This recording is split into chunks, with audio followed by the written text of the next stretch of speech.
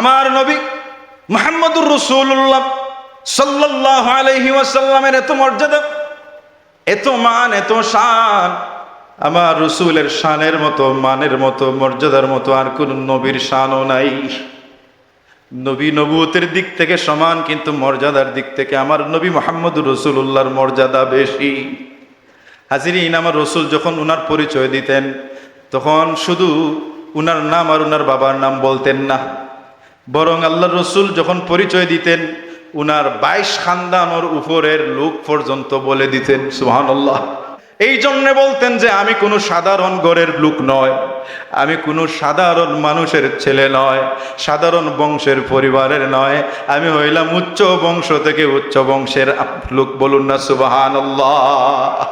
আল্লাহ রসুল বলতেন আনা মুহাম্মদ ইবনু আব্দুল্লাহ ইবনু আব্দুল মুত্তালিব ইবনু হাশিম ইবনু আব্দুল মানাফ ইবনু কুসাই ইবনু কেলাব ইবনু মুররা ইবনু কাব ইবনু লুআই ইবনু গালিব ইবনু ফিহার ইবনু মালিক ইবনু নাদার ইবনু কেনানা ইবনু খুজাইমা ইবনু মুদ্রিকা ইবনু ইলিয়াস ইবনু মাদার ইবনু নাজার ইবনু মাআদ ইবনু আদনান। সুবহানাল্লাহ। হাজিরিন, আমার রাসূল বললেন, শোনো দুনিয়ার মানুষ, ওয়ামা ইফতারাকান নাসু ফিরকাতাইন ইল্লা জাআলানি আল্লাহু ফি খাইরিহিমা। আল্লাহ রাব্বুল ইজ্জত সমস্ত মানব জাত যখন সৃষ্টি করলেন, মানব জাতকে আল্লাহ দুইটা ভাগে ভাগ করলেন, দুইটা ভাগে ভাগ করলেন।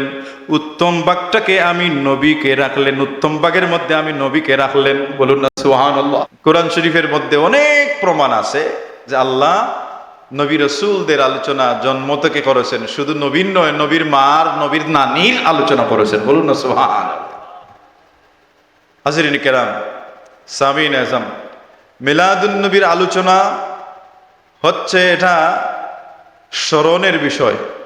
মিলাদুন নবী হলো স্মরণের বিষয়, আর সিরাতুন নবী হলো আমলের বিষয়। বুঝছেন বিষয়টা? মিলাদুন নবী স্মরণের বিষয়। মিলাদুন নবীর আলোচনা করে রসুলকে আমরা স্মরণ করব, রসুলের প্রতি ভালোবাসা বাড়াবো, রসুলকে চিনব, জানব, রসুলের প্রতি মহাব্বত, মায়া বাড়বে রসুলের আলোচনার মাধ্যমে। এটা হচ্ছে স্মরণের বিষয়, আমলের বিষয় নয়। আর সিরাতুন নবী হলো আমলের বিষয়। সুবহানাল্লাহ বলেন। তো আমরা মিলাদুন নবীর মাস আসলে মিলাদুন নবী পালন করি, এবং সিরাতুন নবী আমরা 12 মাস আমল করি। বলুন না সুবহান। কিভাবে? সিরাতুন নবী হইল রাসূলুল্লাহর আমল। আমার গায়ে পাঞ্জাবি, এটা সিরাতুন নবী। রাসূলুল্লাহ পাঞ্জাবি পড়তেন, আমিও পড়ি, এটা সিরাতুন নবী। আমার মুখে দাড়ি, এটা সিরাতুন নবী। আমার মাথায় টুপি, এটা সিরাতুন নবী। একটু আগে নামাজ পড়লাম, যেভাবে রুকু করলাম, সিজদা করলাম, আমার রসুল যেভাবে রুকু করেছেন, সিজদা করেছেন, আমিও করলাম, এটা সিরাতুন নবী। নমাজ পড়া ফরজ, কিন্তু যে সিস্টেমে নমাজ পড়লাম সেটা হইল সিরাতুন নবী। সুবহানাল্লাহ। নামাজ আল্লাহর ইবাদত, কিন্তু ইবাদতটা করা লাগবে রাসূলুল্লাহর রীতি অনুযায়ী। রাসূলুল্লাহ যেভাবে শিখাইছেন সেভাবে, অন্যভাবে করলে সেটা ইবাদত হবে না। তাহলে সিরাতুন নবী আছে না নাই? আছে না নাই? সিরাতুন নবী 12 মাস। আর মিলাদুন নবী রবিউল আউয়াল আসলে এখানে মিলাদুন নবীর আলোচনা করা হয় এই জন্যে যেন রাসূলুল্লাহর স্মরণের মাধ্যমে আমার মায়া, মহাব্বত রাসূলের প্রতি বাড়ে। কারণ ইমানদারের ইমান বাড়ে রাসূলুল্লাহর আলোচনার মাধ্যমে। বলুন না সুবহানাল্লাহ। একজন ইমানদার, একজন মুমিন রাসূলুল্লাহর আলোচনা যত শুনবে তত তার ইমান তাজা হবে। বলুন না সুবহানাল্লাহ।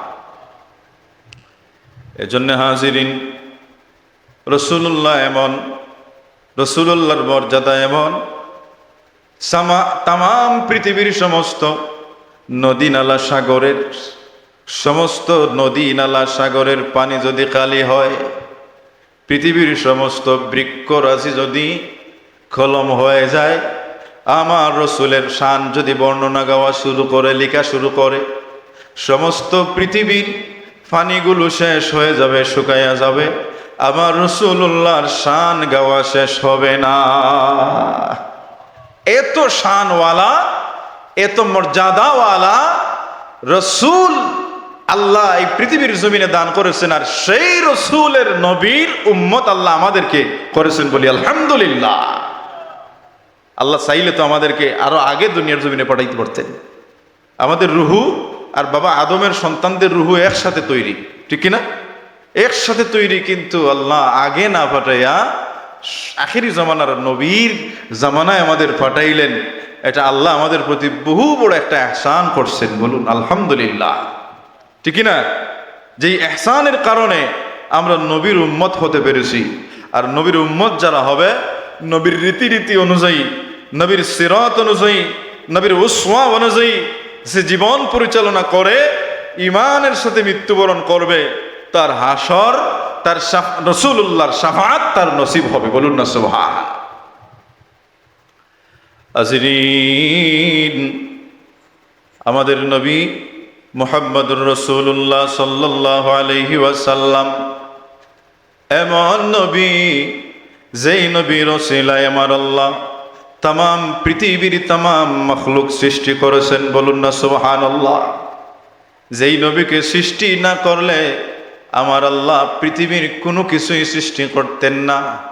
যেই নবীর ওসিলায় তামাম নবী নবুয়ত লাভ করেছেন, যেই নবীর ওসিলায় আরশ, কুরসি, লৌহ কলম, চন্দ্র সূর্য, জান্নাত জাহান্নাম সহ আসমান জমিন সহ তামাম মখলুক সৃষ্টি হয়েছে, সেই নবী হলেন নবী মুহাম্মদুর রাসূলুল্লাহ সাল্লাল্লাহু আলাইহি ওয়াসাল্লাম। আজরিন, আমার আল্লাহ আমার রসুলের সূচনা, আমার রসুলের সৃষ্টির সূচনা আলোচনা করেন কোরআনের মধ্যে। আমার আল্লাহ বলেন, قد جاءكم من الله نور وكتاب مبين। قد جاءكم, আল্লাহ বলেন, শুনো দুনিয়ার মানুষ, তোমাদের নিকটে আগমন করেছেন এমন একজন নবী, قد جاءكم من الله نور, তোমাদের নিকট আগমন করেছেন আল্লাহর পক্ষ থেকে নূর। আমার রসুলকে, মুহাম্মদুর রাসূলুল্লাহকে আল্লাহ এই আয়াতের মধ্যে সম্বোধন করেছেন কি বলে? নূর বলে। যে তোমাদের নিকটে আল্লাহর পক্ষ থেকে এসেছে নূর। এই নূর দ্বারা উদ্দেশ্য কি? তাফসিরে জালালাইন, যেই তাফসির না পড়লে স্টেজে বসে ওয়াজ করা যায় না। যে তাফসিরে জালালাইন, এই জালালাইনের নামে কৌমি মাদ্রাসা একটা ক্লাস আছে, ক্লাসের নাম জালালাইন। সেই ক্লাসে এই জালালাইন, তাফসিরে জালালাইন পড়া হয়। আলিয়া মাদ্রাসায়ও পড়ানো হয়, ফাজিল জামাতে, আলিম ফাজিলে। তো সেই তাফসিরে জালালাইন জালালউদ্দিন সুয়ুতি এবং মুহাল্লিল দুইজনের লেখা। সেই তাফসিরে জালালাইনের মধ্যে কাদ জাআকুম মিনাল্লাহি নূর দ্বারা, এই আল্লাহ নূর দ্বারা কি বোঝাতে চাচ্ছেন?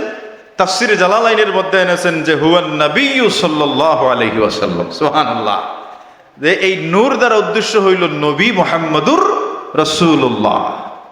তাহলে আল্লাহ আমাদের নবীকে কি বলেছেন? নূর, বলুন না সুবহানাল্লাহ।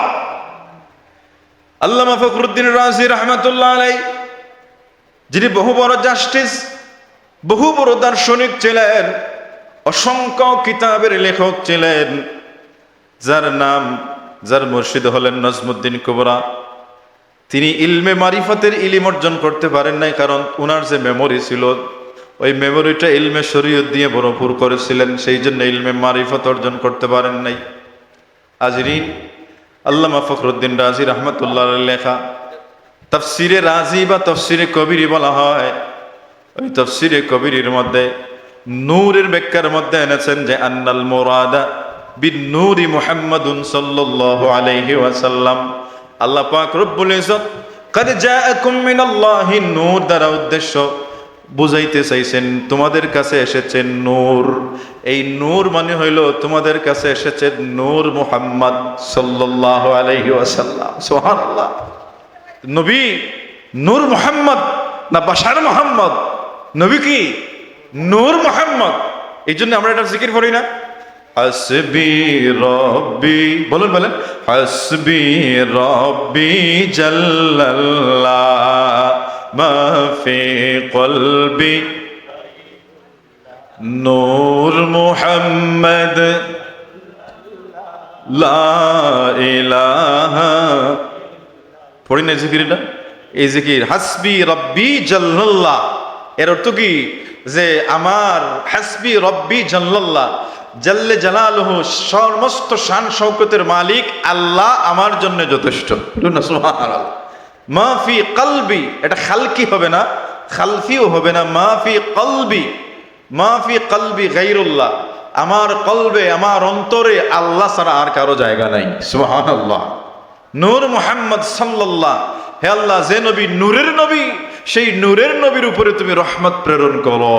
হে আল্লাহ, যে আল্লাহ ছাড়া আর কোনো মাবুদ নাই, সেই আল্লাহর কাছে আপনি ফরিয়াদ করতেছেন। এই জন্য হাজিরিন, এই জন্য আমাদের আকীদা বিশ্বাস হবে আমাদের নবী পাক সাল্লাল্লাহু আলাইহি সাল্লাম নূরের নবী, ঠিক না বলেন? আমার নবী হচ্ছেন নূরের নবী বলে, রাসূলুল্লাহর মধ্যে তো বাশারিয়ত ছিল, আমাদের মতো বডি ছিল। বাবা, আমাদের মতো বডি হলেও আমাদের বডির মতো রাসূলুল্লাহর বডি ছিল না। রাসূল মানুষ বটে, কিন্তু আমাদের মতো নয়, আমার বড় ভাই সবের মতো নয়, বাবার মতো নয়, বরং রাসূলুল্লাহর তুলনা আর কারো সাথে হয় না, ঠিক না? রাসূলুল্লাহ হচ্ছেন আলাদা ভাবে আমার আল্লাহ তৈরি করেছেন। যেভাবে দেখেন, যেই মাটি দিয়া আমার বডি তৈরি, সেই মাটি দিয়া চক্কের সানগ্লাস বানানো হয়, বিশ্বাস আছে? চক্কের যে গ্লাস, এটা কি দিয়া? মাটি দিয়া। হারিকেনের যে গ্লাস বানানো হয়, হারিকেন হয় না, সেই গ্লাসটাও কি দিয়া? মাটি দিয়া। ওই যে কাঁচের গ্লাস, এটাও মাটি দিয়া। এখন ওই কাঁচের গ্লাস আর আমার বডি কি সমান? সমান নয়। ঠিক একইভাবে আমার বডি আর রাসূলুল্লাহর বডির মধ্যে তফাৎ আছে, ঠিক কি না? আমার বডির মধ্যে যে গোশত, সেটা আর রাসূলুল্লাহর বডির গোশত সমান নয়। আমার বডির রক্তটা হইল নাফাক, আমার রাসূলুল্লাহর বডির রক্ত হইল মুবারক, পাক, বলুন না সুবহানাল্লাহ। আমার প্রস্রাবটা হইল নাপাক, আমার রাসূলুল্লাহর প্রস্রাবটা হইল মুবারক, সুবহানাল্লাহ বলে, পবিত্র। পান করেছেন উম্মে আয়মন, পান করে তিনি কি হয়েছেন?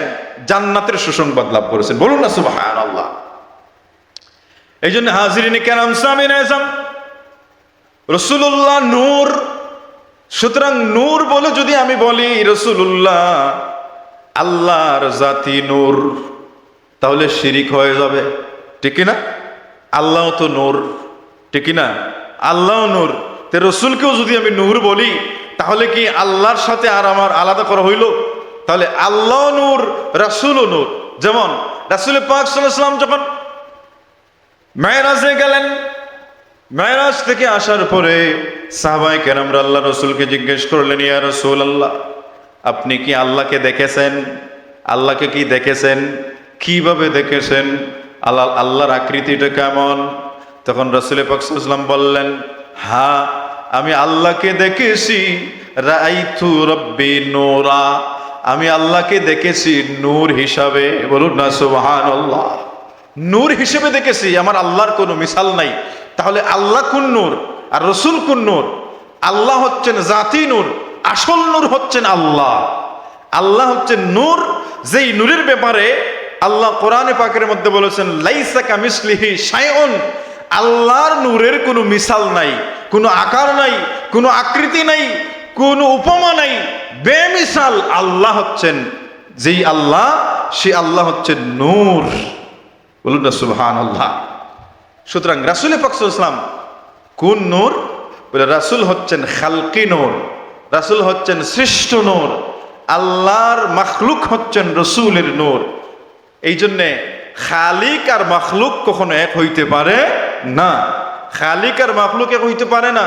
আল্লাহর নূর হইল জাতি নূর, আর রসুলের নূর হইল সৃষ্ট নূর। সুতরাং সৃষ্ট নূর কখনো আল্লাহর জাতি নূরের মতো হইতে পারে না। রাসূলুল্লাহ নূর, তবে আল্লাহর জাতি নূর নয়। রাসূলুল্লাহ হইলেন সৃষ্ট নূর, সুবহানাল্লাহ। আল্লাহর নূর কেমন? আল্লাহর নূরের কোনো উপমা নাই। এই জন্য নূরকে দুভাগে ভাগ করা যায়, নূরে মুজাররাদ, নূরে মুজাসসাম। নূরে মুজাররাদ হইল লাইসা কামিসলিহি শাইউন, যার কোনো মিসাল নাই, উপমা নাই। আর নূরে মুজাসসাম হইল রাসূলুল্লাহর নূর, যাকে আমরা বলি নূর মুহাম্মদ। সুবহানাল্লাহ। যেই নূর ব্যাপারে আমার আল্লাহ বলেছেন কাদ জাআকুম মিনাল্লাহি নূর, আল্লাহর পক্ষ থেকে তোমাদের কাছে এসেছে নূর, সেই নূর হলেন নূর মুহাম্মদ। সমস্ত তাফসীরের কিতাবের মধ্যে আছে। সুবহানাল্লাহ। এই জন্য হাজিরিন কেরাম, সামিন আজম, আমার রাসূল বলেন, এই হাদিসখানা হলো মুসনাদে ইমাম আহমদ রাহমাতুল্লাহ আলাইহি। এই হাদিসখানা আশরাফ আলী তানভী রাহমাতুল্লাহ আলাইহি ওনার লেখা নশরুত্তি ফি যিকরিন নবিয়িল হাবিব। রাসূলুল্লাহর শানে আশরাফ আলী তানভী সব। আশরাফ আলী তানভীকে কৌমি গণনার বড় দরজার একজন আলিম, তিনি একখানা কিতাব লিখেছেন নশরুত্তি ফি যিকরিন নবিয়িল হাবিব, যার বাংলা এখন বাজারের মধ্যে আছে। সেই কিতাবে, যে কিতাবখানা, সমস্ত কিতাবখানা রাসূলুল্লাহর শানে লিখছেন। বলুন না আলহামদুলিল্লাহ। সমস্ত কিতাবখানা রাসূলুল্লাহর শানে।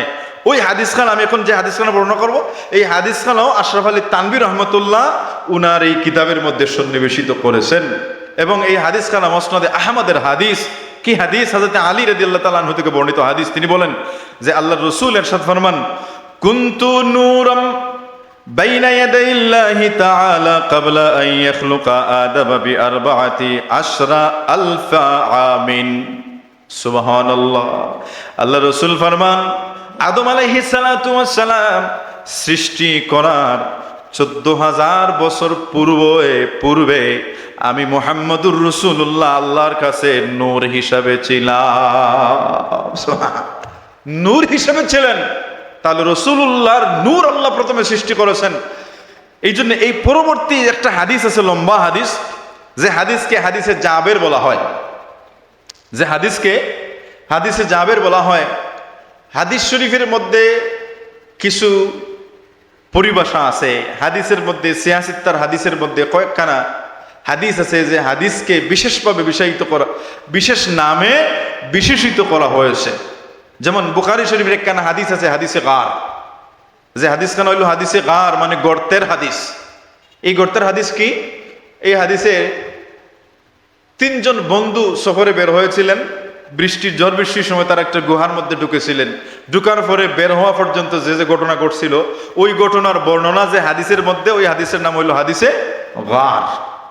আরেকটা হাদিস আছে বুখারী শরীফের মধ্যে, যে হাদিসকে বলা হয় হাদিসে জিবরাইল। হাদিসে জিবরাইল কেন বলা হয়?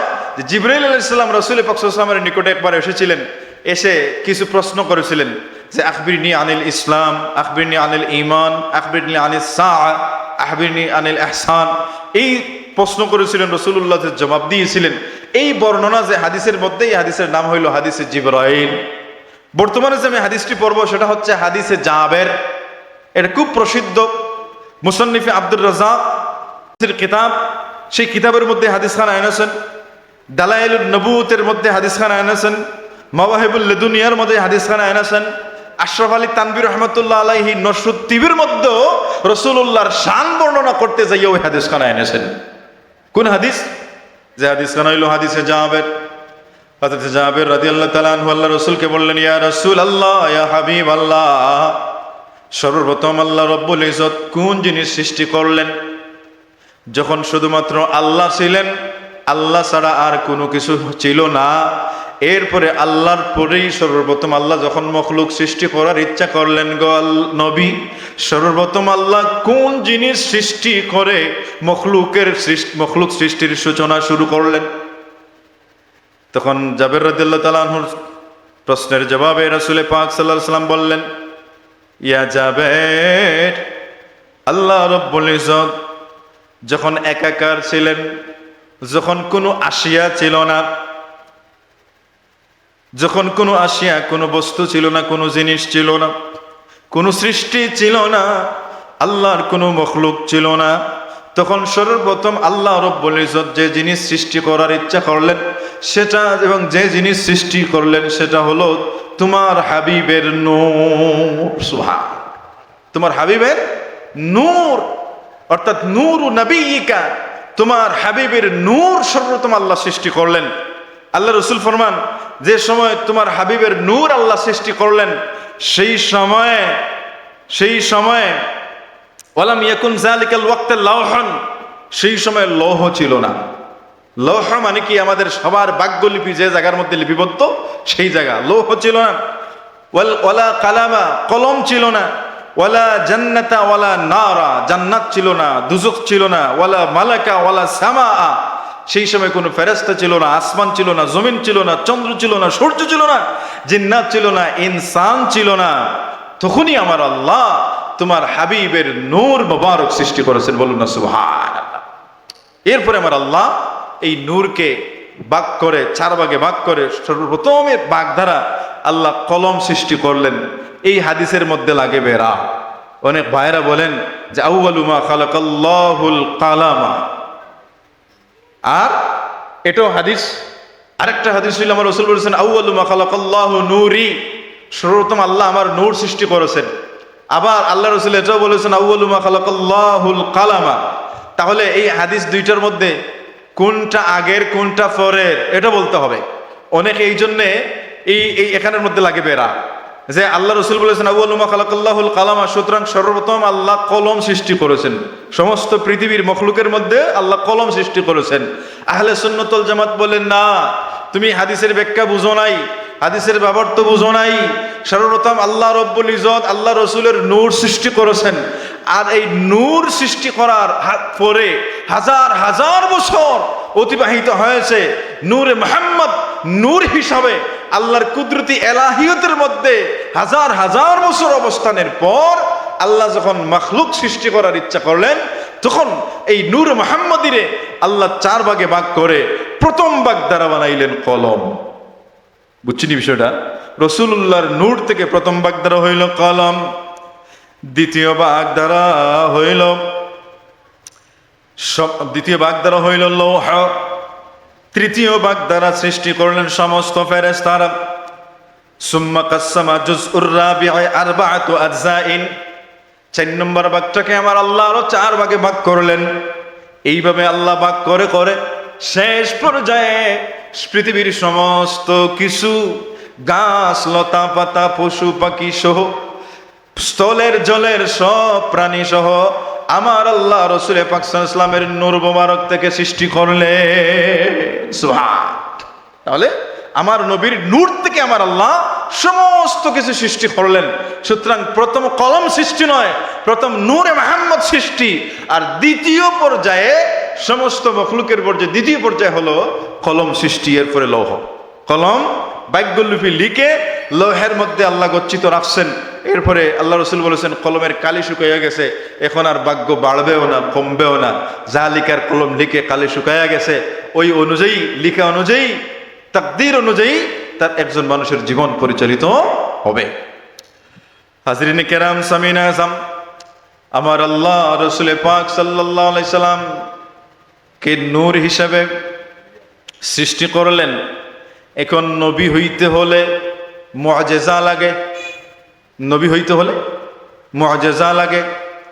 হাজিরিন, এই জন্য আমার আল্লাহ বলেন ইয়া আইয়ুহান নাসু ক্বাদ জাআকুম বুরহানুম মির রাব্বিকুম ওয়া আনজালনা ইলাইকুম নূরাম মুবিনা। ইয়া আইয়ুহান নাস, এই নাস দ্বারা উদ্দেশ্য হলো সমস্ত মানব জাত, নির্দিষ্ট কোনো জাতি নয়, সমস্ত আদম সন্তান জাত, সমস্ত আদম জাতকে উদ্দেশ্য করে আল্লাহ বলতেছেন ইয়া আইয়ুহান নাস কাদ জাআকুম বুরহানুম মির রাব্বিকুম, তোমাদের নিকটে আল্লাহর পক্ষ থেকে এসেছে বুরহান। এই বুরহান দ্বারা কি উদ্দেশ্য? তাফসীরের মধ্যে এনেছেন, তাফসীরে ইবনে কাসীরের মধ্যে এনেছেন যে এই বুরহান দ্বারা উদ্দেশ্য হলো ইয়ানে মুহাম্মদ সাল্লাল্লাহু আলাইহি সাল্লাম। এই বুরহান দ্বারা উদ্দেশ্য হইল মুহাম্মদ সাল্লাল্লাহু আলাইহি সাল্লাম। তাফসীরে কুরতুবীর মধ্যে ইমাম কুরতুবী রাহমাতুল্লাহ এনেছেন এই বুরহান দ্বারা উদ্দেশ্য হইল হুয়াল মুআজিজা, অলৌকিক ঘটনা, মুআজিজা। কারণ নবী হতে হলে মুআজিজার প্রয়োজন, মুআজিজা ছাড়া নবী হওয়া যায় না। নবী হইলেই মুআজিজার প্রয়োজন। নবী হইলেই তিনি হিজরত করেন, তিনি যে জায়গায় জন্ম নেন এই জায়গায় তিনি কি করেন না, অবস্থান করেন না। দুরূদ শরীফ পড়ি সাল্লাল্লাহু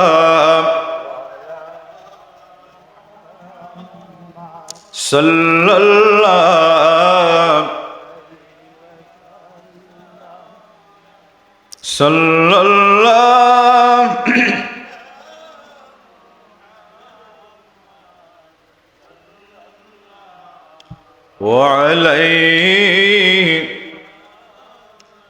اللهم صل وسلم وبارك عليه।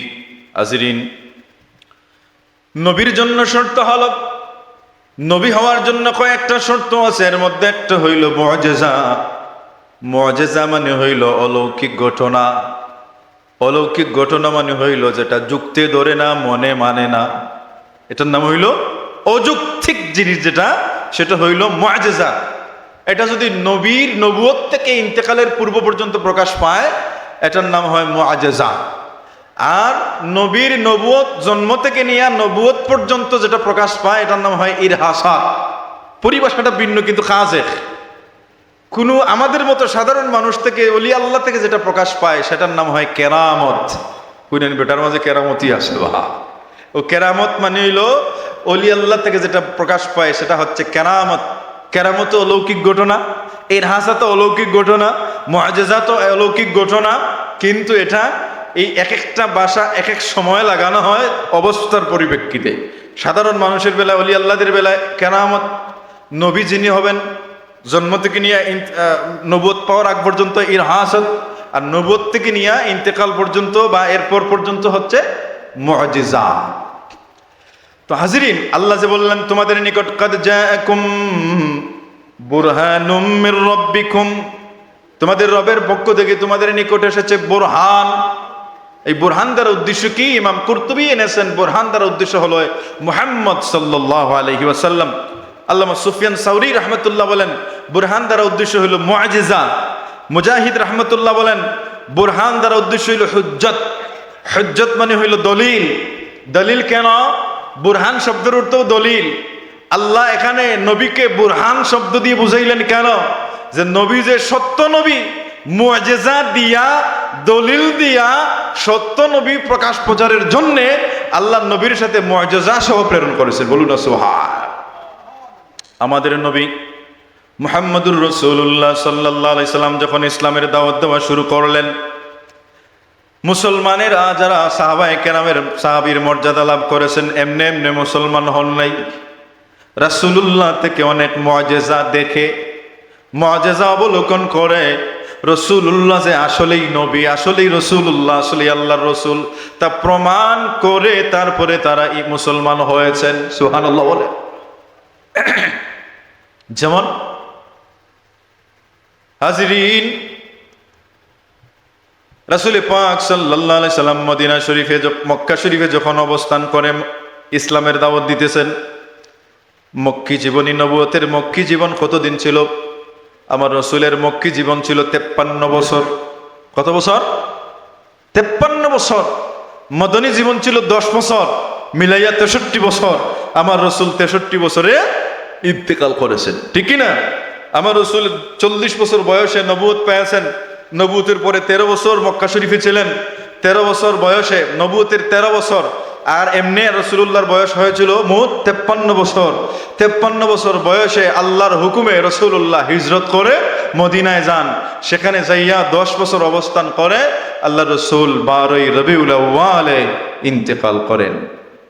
সোনার মদিনায়, আমার সোনার মদিনায় জান্নাতের টুকরায় রওজাত তরে শুয়ে আছেন। বলুন না সুবহানাল্লাহ।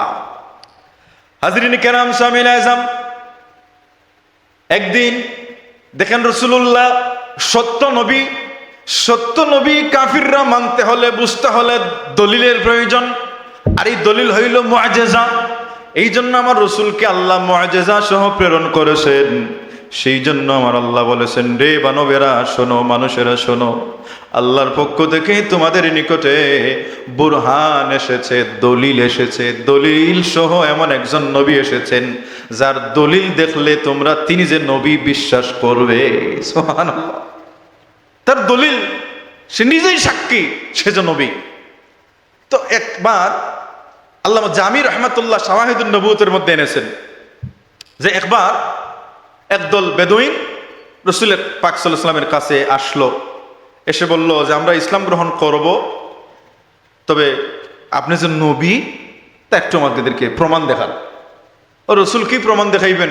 রসুলুল্লাহ বসে আছেন ওনার ঘরে, রসুলুল্লাহ গেছেন মক্কা শরীফ মদিনা শরীফে, হেরাম শরীফের পাশেই সাফা মারোয়া, সাফা মারোয়ার পাশেই আবু জাহেলের বাড়ি, হ্যাঁ, যেখানে প্রস্রাবখানা, যেখানে মানুষ মনে করে যে আবু জাহেলের বাড়িতে পেশাব করলে, টয়লেট করলে সোয়াব হয়, সোয়াব হয়। এই জন্য কেউ কোনো দেশের, আমি দেখছি, আমি 2 বার গেছি, কিন্তু গেল মাত্র গত মাসে আসলাম, তো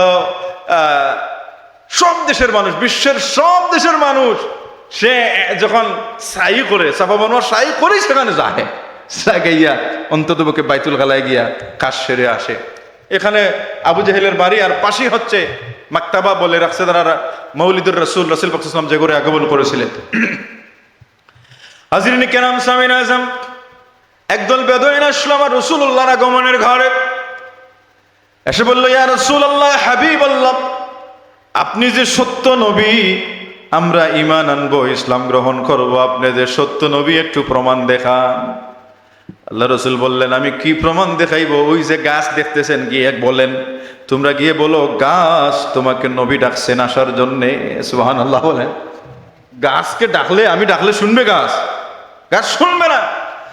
তারা আশ্চর্য হলো, আশ্চর্য হয়ে তো তারা তো রসুল চিনতে এসেছে, রসুল চিনলে না তারা ঈমান আনবে।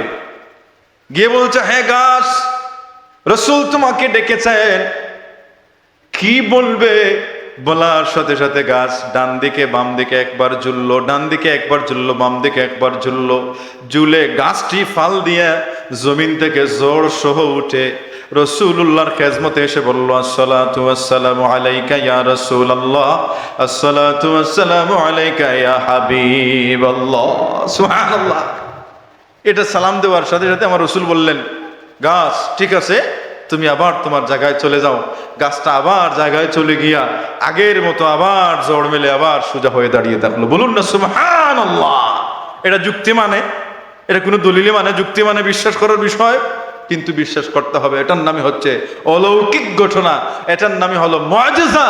আরবি বেদুইন যারা এসেছিলেন, যারা ইসলাম গ্রহণ করার জন্য এসেছিলেন, মুআজিজা দেখে সত্য নবী বিশ্বাস করে ঈমান আনবেন, তারা সবাই ঈমান এনে নিলেন। বলুন না সুবহান। এটা হইল মুআজিজা। এই জন্য আমার আল্লাহ বলেছেন, রে তোমাদের নিকটে এমন নবী এসেছেন, যেই নবী হলেন বুরহান, যেই নবী হলেন নিজে দলিল। দেখেন, পারস্য থেকে একদল পারস্য থেকে এসেছে, রাসূলুল্লাহর নবীর আগমনের সংবাদ শুনে, নবী ইসলাম গ্রহণ, ইসলামের দাওয়াত দিতেছেন, এই কথা শুনে পারস্য থেকে একটা কাফেলা এসেছে। আসার পরেই আবু জেহেলের বাড়ি আর রাসূলুল্লাহর বাড়ি পাশাপাশি, এসেই তারা কাবা শরীফ তাওয়াফ করে খুঁজতেছে রাসূলুল্লাহকে। আবু জেহেল পাইছে, তোমরা রাসূলুল্লাহ তুকাইতেছো, মুহাম্মদ সাল্লাল্লাহু আলাইহি ওয়াসাল্লামকে খুঁজতেছো, কেন আসছো? আসছি আমরা পারস্য থেকে রাসূলুল্লাহর আগমনী সংবাদ শুনে, যে তিনি আখিরি জামানার নবী দাবিদার, তিনি ইসলামের দাওয়াত দিতেছেন, আমরা ইসলাম গ্রহণ করতে এসেছি। তখন আবু জেহেল বলল, এক কাজ করো, তোমরা যে আসছো নবীর কাছে ইসলাম গ্রহণ করতে, তিনি সত্য নবী কিনা তাকে একটু টেস্ট করবে না? দেখেন শয়তান, আবু জেহেল বুঝাইতেছে, একটু টেস্ট করবে না? বলে হ্যাঁ, চাইলে তো করতে পারি। বলে কি টেস্ট করো? বলে কাজ করো, তোমরা নবীকে বলবে যে আপনি যে সত্য নবী, যদি আপনি সত্য নবী হয়ে থাকেন, তাহলে আকাশের চাঁদকে 2 টুকরা করে আমাদেরকে দেখান। যদি এটা দেখাইতে পারেন তা আমরা ঈমান আনবো, আর এটা যদি রসুল দেখাইতে পারেন যে তোমাদের সাথে আমি আবু জেহেল ঈমান আনবো। কি দিছে, একটা হিন্টস দিয়ে দিছে তাদেরকে। তারা বললো ঠিকই তো, কারণ তিনি সত্য নবী কিনা আমরা তো একটু যাচাই বাছাই করে ঈমান আনা দরকার। তাদের মধ্যে ওটা আসলো। যখন রাসূলুল্লাহর খেজমতে তারা গেল, রাসূলুল্লাহ সাল্লাল্লাহু আলাইহি সাল্লাম তাদের কুশল বিনিময় করে, তাদের আসার কারণ জিজ্ঞেস করে। যখন আল্লাহ রসুল তাদেরকে ইসলামের দাওয়াত দিলেন, ইসলামের দাওয়াত পাইয়া তারা বলল, রাসূলুল্লাহ আমরা তো ইসলামের দাওয়াত পেয়ে দাওয়াতের জন্য এসেছি, ইসলাম গ্রহণ করার জন্যই এসেছি। তবে ইসলাম গ্রহণ করার পূর্বে শর্ত হইল আপনি আমাদেরকে আকাশের চন্দ্রকে দ্বিখণ্ড করে আমাদের দেখান, যেন আমাদের বিশ্বাস হয় আপনি সত্য আল্লাহর নবী। আল্লাহ রসুল বললেন, তোমরা কি ঈমান আনবে? বলে হ্যাঁ। আল্লাহ রসুল কি করলেন? আল্লাহ রসুলের ঘর মুবারক থেকে বের হয়ে আবু কুবাইস পাহাড়ের উপরে উঠলেন। পাশেই আবু কুবাইস, সাফা পাহাড়ের উপরে পাশেই আবু কুবাইস। যে আবু কুবাইস পাহাড়ে এখন আর পাওয়া যায় না, সেখানে বাদশার বাড়ি হয়ে গেছে। সেই পাহাড়ের উপরে বাদশার বাড়ি। এই জন্য তো ইন্দোনেশিয়া বা অন্যান্য দেশের মুসলমানরা তারা বলে যে বাদশার বাড়ি এখানে কেন থাকবে, এটা একটা স্মৃতিময় জায়গা, এই জায়গাটুকু খালি থাকবে, এখানে অনেক স্মৃতি সংগঠিত হয়েছে এই পাহাড়ের উপরে, এটা খালি থাকবে, মানুষ এখানে বরকত নিবে। তো যাই হোক, আল্লাহ রসুল আবু কুবাইস পাহাড়ে উঠলেন। উঠে কেন উঠলেন? আল্লাহ রসুল চাইলে যে ঘরের মধ্যে ছিলেন ঘর থেকে বের হয়ে ইশারা করলে হয়ে যেত। আল্লাহ রসুল উঠলেন যেন তারা একটু বিশ্বাস করে যে রসুল্লাহ চাঁদের একটু নিকটে গেছেন, একটু উপরে গেছেন, বিশ্বাসের জন্য, সহজে যেন বিশ্বাস করে। আল্লাহ রসুল যখন শাহাদাত আঙ্গুল দিয়া চাঁদের দিকে ইশারা করলেন, আমার আল্লাহর হুকুমে চাঁদটা দ্বিখণ্ড হয়ে দুই প্রান্তে চলে গেল। সুবহানাল্লাহ বলেন। এই অবস্থাটা দেখে, এই অলৌকিক ঘটনা দেখে, এই মুআজিজা দেখে আগত এই কওমের যারা ছিল সবাই মুসলমান হয়ে গেল। কিন্তু কুখ্যাত চির জাহান্নামী আবু জাহেল আর মুসলমান হইল না। সে বলল, হায় হায়, মুহাম্মদের জাদু আসমানের ছাদ পর্যন্ত পৌঁছে গেছে। নাউযুবিল্লাহ। সে বুঝলো যে ছাদ কি হয়েছে, রসুল নাকি জাদু দিয়ে দ্বিখণ্ডিত করছেন। নাউযুবিল্লাহ। তো নসিবে যদি ঈমান থাকে না, তাহলে কাজ হবে না। আমাকে একজন বললেন যে হুজুর, আমাদের মসজিদের ইমাম কি ইমাম এনে দেন। আমার গ্রামের মসজিদের ইমাম আমি নাই হলে আমাকেই বলেন, একজন খুঁজে দেই। তো কি ইমাম দেন? আজ পর্যন্ত এক কাতার মুসল্লি বানাইতে বললেন না। আমি বললাম, শোনো, ইমাম সাহেবের দায়িত্ব নয় যে এক কাতার মুসল্লি আর মসজিদ বোরানি। ইমাম সাহেবের দায়িত্ব হলো ইসলামের দাওয়াত প্রচার প্রসার করা, হক জিনিসগুলো প্রচার প্রসার করা। মানা না মানা সেটা মুসল্লির ইখতিয়ার। হেদায়েত কে হবে না হবে এটা আল্লাহর ইচ্ছা, এটা ইমাম সাহেবের কোনো ক্ষমতা নাই। এমনকি রাসূলুল্লাহ নিজে ওনার চাচা আবু তালিবকে হেদায়েত করে মুসলমান বানাতে পারেন নাই, ঠিক কি না?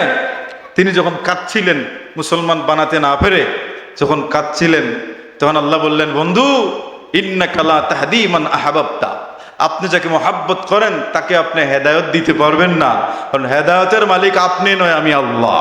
সুবহানাল্লাহ। আপনার দায়িত্ব আপনি চালাইয়া যাবেন। কিয়ামতের ময়দানে সে কেন ঈমান আনলো না, আপনি কেন ঈমানদার বানাতে পারলেন না, এটা আপনাকে জিজ্ঞেস করা হবে না। জিজ্ঞেস করা হবে আপনি যা জেনেছিলেন তা জানাইছেন কিনা, যা দায়িত্ব দিয়েছিলাম সেটা পালন করেছেন কিনা, এটা জিজ্ঞেস করা হবে। কে ঈমান আনলো না আনলো, কে আমলদার হইল আর কে বেআমল, সেটা আপনাকে জিজ্ঞেস করা হবে না। ওয়ালা তাজিরু ওয়াজিরাতুন উযরা উখরা। হাজিরিন কেরাম, সামিনা আযম, তাহলে কি বোঝা গেল? নবী হতে হলে মুআজিজা লাগে। এই জন্য আমার আল্লাহ নূর নবী, নূর মুহাম্মদ শুধু নূর হিসেবে প্রেরণ করে আল্লাহ ক্ষান্ত হন নাই। আমার আল্লাহ আমার নবীকে মুআজিজা সহ পৃথিবীর জমিনে প্রেরণ করেছেন। এজন্য আল্লাহ বলেছেন, ইয়া আইয়ুহান নাস কাদ জাআকুম বুরহানুম মির রাব্বিকুম, হে মানুষেরা শোনো, তোমাদের কাছে আল্লাহর পক্ষ থেকে দলিল সহ, বুরহান সহ নবী আগমন করেছে। সুবহানাল্লাহ। এই নবী কোন নবী? সেই নবী হচ্ছেন মুহাম্মদুর রাসূলুল্লাহ।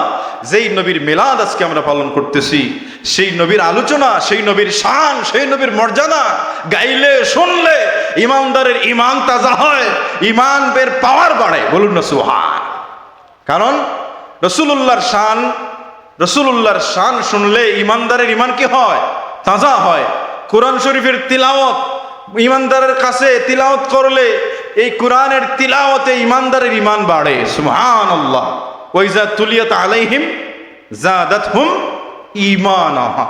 আল্লাহ বলতেছেন যে তিলাওয়াত করলে ইমানদারের ইমান বাড়ে। তো কোরআন শরীফে যদি আল্লাহর কালামের কারণে, যদি আল্লাহর কালাম শুনলে যদি ইমান বাড়ে, তে নবীর শান, নবীর মান, নবীর আলোচনা বাড়লে কি মান বাড়ে না? বেশি বাড়ে। বলুন আলহামদুলিল্লাহ। আজরিন, আমার নবী মুহাম্মদুর রাসূলুল্লাহ সাল্লাল্লাহু আলাইহি ওয়াসাল্লাম কখন থেকে নবী? যখন আরশ কুরসি লৌহ কালাম চন্দ্র সূর্য আসমান জমিন জান্নাত জাহান্নাম কিছুই ছিল না, তখন থেকে আমার নবী মুহাম্মদুর রাসূলুল্লাহ নবী ছিলেন। নবী ছিলেন সেই সময় থেকে। যেমন দেখেন, একখানা হাদিসের মধ্যে পাওয়া যায়, যেই হাদিসখানা বুখারী শরীফের হাদিস, যেই হাদিসখানা যেই হাদিসখানা আশরাফ আলী তানভী রাহমাতুল্লাহ আলাইহি উনা লিখে আন-নাশরুত ফি যিকরিন নবীল হাবিব, রাসূলুল্লাহর শানের লেখা কিতাবের মধ্যে হাদিসখানা এনেছেন। আবু হুরায়রা রাদিয়াল্লাহু তাআলা আনহু থেকে বর্ণিত হাদিস, তিনি বলেন, আল্লাহ রাসূলের শান ফরমান, একবার হযরতে জিবরাইল আলাইহিস সালাতু ওয়াস সালামকে আল্লাহ রাসূল জিজ্ঞাসা করলেন, হে জিবরাইল, তোমার বয়স কত? হে জিবরাইল, তোমার বয়স কত? কে বলতেছেন? রাসূলুল্লাহ জিবরাইল আলাইহিস সালামকে।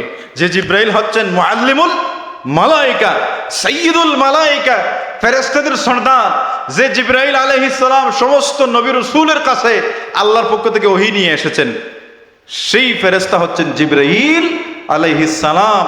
যে জিবরাইল আলাইহিস সালাম 7 আসমানের উপরে সিদরাতুল মুনতাহায় উনি অবস্থান করেন। সুবহানাল্লাহ বলেন।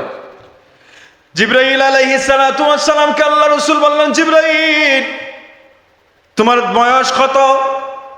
জিবরাইল আলাইহিস সালাম বললেন, ইয়া রাসূলুল্লাহ, ইয়া হাবিবাল্লাহ, লাস্তু আলামু। ইয়া রাসূলুল্লাহ, আমি জানি না আমার বয়স কত, আমি জানি না, তবে একটা পরিমাণ আমি বলতে পারি, একটা পরিমাণ বলতে পারি। পরিমাণটা হইল, ইয়া রাসূলুল্লাহ, চতুর্থ আসমানে একটা তারকা উদিত হয়, খুব পাওয়ারফুল একটা তারকা চতুর্থ আসমানে উদিত হয়। ওই তারকাটা ৭২,০০০ বছর পরে একবার উদিত হয়। কত হাজার বছর পরে? ৭২, ৭০, ৭১, ৭২, ৭২,০০০ বছর পরে একবার উদিত হইয়া ৭২,০০০ পর থাকে, আবার অস্তমিত হয়, আবার ৭২,০০০ পরে উদিত হয়। ইয়া রাসূলুল্লাহ, আমি সেই তারকা ৭৩,০০০ বার উদিত হইতে দেখছি। সুবহানাল্লাহ। এখন জিবরাইল আলাইহিস সালামের বয়স কত? যে তারকাটা ৭২,০০০ পরে একবার উদিত হয়, সেই তারকা তিনি ৭৩,০০০ বার উদিত হইতে দেখছেন। তখন দেখেন জিবরাইল আমিন এর বয়স কত। তখন আল্লাহ রাসূল বললেন, ইয়া জিবরাইল, ওয়া ইজ্জতি রাব্বি জাল্লা জালালুহু, সকল শান শৌকতের মালিক যিনি আল্লাহ জাল্লা জালালুহু, শানে হাবিবুহু হযরতে মুহাম্মদুর রাসূলুল্লাহ বলেন, আল্লাহর জালালিয়াতের কসম রে জিবরাইল, সেই তারকাটা আনা জালিকাল কাওকাব, সেই তারকা ছিলাম আমি নবী। সুবহান। অর্থাৎ আমার নূর ছিল, সেটা নূরে মুহাম্মদ ছিল, সেটা নূরে মুহাম্মদকে আল্লাহ তারকা হিসেবে এরকম রেখেছিলেন চতুর্থ আসমানে। বলুন না সুবহানাল্লাহ। জ্যোতিষরা তারা তারকা থেকে জ্যোতিষ করে, মানে তারা গবেষণা করে বিভিন্ন তারা মঙ্গল তারা বাইর করত। তো ওই তারকাটাকেও, ওই খুব পাওয়ারফুল, খুব আলো বিশিষ্ট তারকাটাকেও তারা কি করত? তারা বলতো এই তারকাটা হইল নজমে আহমদের তারকা, মানে মুহাম্মদ সাল্লাল্লাহু আলাইহি ওয়াসাল্লামের তারকা। বলুন না সুবহানাল্লাহ। তারা ওই তারকাটাকে, ইহুদিরা, মদিনার ইহুদিরা, তারাও এটাকে কি করতো? তারাও বলতো যে রাসূলুল্লাহ নূর হিসাবে আছেন, রাসূলুল্লাহ নূর হিসাবে আছেন। এই যে তারকাটা দেখা যাচ্ছে, এটা হচ্ছে নূর, এটা হচ্ছে আখিরি জামানার নবী মুহাম্মদ রাসূলুল্লাহর নূর। বলুন না সুবহানাল্লাহ। ইহুদিরা বিশ্বাস করত। যেমন আল হাকিম, ইমাম হাকিম রাহমাতুল্লাহ, মুস্তাদরাক আলা সহিহাইন, সহিহ হাদিসের কিতাব, সেই হাদিসের কিতাবের মধ্যে ওই হাদিসখানা এনেছেন ইমাম আশরাফ আলী তানভী সাহেব। ওই হাদিসখানা উনার ওই নশরুত্তিবের মধ্যে এনেছেন। হাদিসখানা হইল হাসান বিন সাবিত রাদিয়াল্লাহু তাআলা আনহু থেকে বর্ণিত। তিনি বলেন, হাসান বিন সাবিত রাদিয়াল্লাহু তাআলা আনহু বলেন, মদিনা শরীফে অবস্থানকালীন সময় তিনি কিন্তু মদিনার সাহাবী, হাসান বিন সাবিত আনসারী সাহাবী। তিনি বলেন আমার বয়স 7 অথবা 8 বছর বয়স। আকিলু মা সামিআতু, আকিলু মা সামিআতা, আমি যা শুনি তা বুঝি। মানে 7-8 বছর বয়স মোটামুটি বোঝা যায়। তো তিনি বলতেছেন, হাসান বিন সাবিত রাদিয়াল্লাহু তাআলা বলতেছেন যে আমার বয়স যখন 7-8 বছর বয়স ছিল, মোটামুটি আমি কোনো মানুষের কথা শুনলে বুঝি। এই বয়সের সময় আমি একদিন শুনি হঠাৎ করে এক ইহুদি একটা পাহাড়ের মধ্যে উঠছে মদিনা শরীফে, ফিল মদিনা, মদিনা শরীফের মধ্যে এক পাহাড়ের মধ্যে এক ইহুদি উঠে চিল্লাচিল্লি আরম্ভ করছে। চিল্লাচিল্লি আরম্ভ করছে। এই চিল্লাচিল্লি শুনে তার ইহুদি হল আসা শুরু হয়েছে, হে ডাক আরম্ভ করছে, ইয়া মাশারাল ইয়াহুদ, ইয়া মাশারাল ইয়াহুদ, ইহুদি সম্প্রদায়। এরকম যখন ডাক আরম্ভ করছে, তার ডাক শুনে ফালাম্মাস্তামাউ, ইহুদি হল এসে তার পাশে এসে জমায়েত হইল। জমায়েত হয়ে কালু, তারা বলল ওয়াইলাকা মা লাকা, এই তোমার কি হয়েছে, তুমি এরকম চেঁচামেচি করছো কেন, কি হয়েছে তোমার? তখন সে বলল, রে শোনো, কাদ তালা নাজমু মুহাম্মদ সাল্লাল্লাহু আলাইহি ওয়াসাল্লাম। তারা বলল, রে শোনো, যে নজমে মুহাম্মদ, যে নজমে আহমদ, চতুর্থ আকাশে যে তারকাটা দেখেছিলাম, পাওয়ারফুল তারকা, এই তারকাটা গত রাত্রে ফজরের সময় সুবে সাদিকের সময় উদিত হয়ে গেছে। সুবহান। তার মানে আমাদের নবী নূর মুহাম্মদ সাল্লাল্লাহু আলাইহি সাল্লাম যে রাত্রিতে আগমন করছেন, তারা জ্যোতিষরা, ইহুদিরা গবেষণা করে তারা বুঝছে যে রাসূলুল্লাহ তো ওই তারকা ছিলেন, ওই তারকাটা তো এখন আর দেখা যাচ্ছে না, নিশ্চয়ই তিনি উদিত হয়ে গেছেন। সুবহানাল্লাহ। হাসান বিন সাবিত বলেন, রাসূলুল্লাহ যখন 53 বছর বয়সে হিজরত করে যখন মদিনায় গেলেন, আল্লাহ রসুলের বয়স যখন আমি জানতে পারলাম, তখন আমার বয়স আর রসুলুল্লাহর বয়সের সাথে মিলাইয়া দেখলাম, রসুলুল্লাহ যেই দিন আগমন করেছিলেন সেই দিন ইহুদিদের চেঁচামেচি করে বলেছিল রসুলুল্লাহ আগমন করেছেন সত্য। রসুলুল্লাহ আগমন করেছেন।